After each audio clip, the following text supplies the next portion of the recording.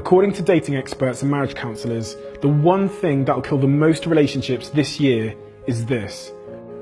100 years ago, when people fell in love, things were completely different.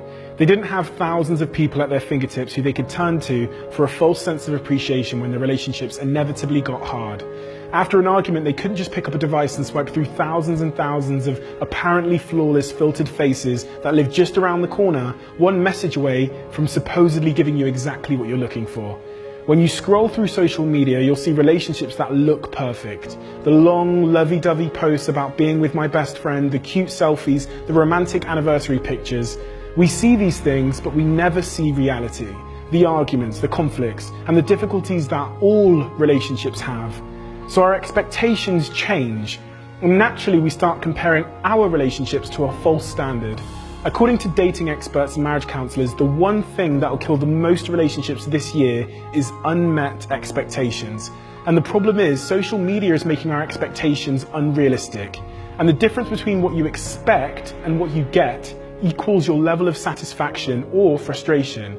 These unmet, unrealistic expectations in a new social media world where we live under a false illusion of choice has meant that people are now dipping out of perfectly good relationships in search of that fairy tale relationship that doesn't actually exist. And they will never find it. Social media has made perfect to look normal, and therefore good has become disposable. Once upon a time when relationships faced problems, people understood that that was to be expected. They communicated and tried to fix it.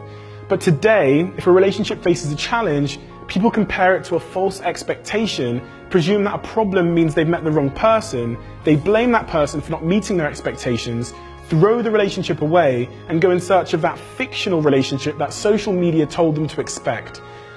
A study of 12,000 couples proved that people who see relationships as something they have to work on, as opposed to something that is either perfect or wrong, had the happiest, most successful, and longest relationships. They avoided complacency, worked hard to keep it fresh, solved conflicts, and communicated effectively. We are the connected generation, the unsatisfiable generation, the generation who find it incredibly easy to find love, but almost impossible to keep it. We're told that love should be a fairy tale, but ironically, fairy tales might just be the enemy of love.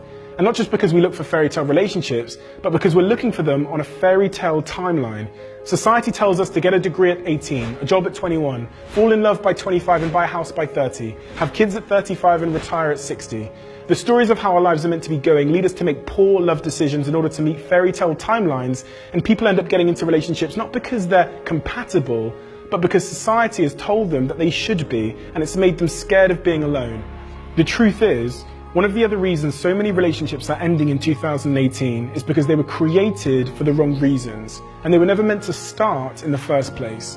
It takes a strong person to remain single in a world that is accustomed to settling with anything just to say you have something. And once you have something worthwhile, in 2018 it takes an even stronger person to realize that, to not take it for granted, and to work hard to keep it.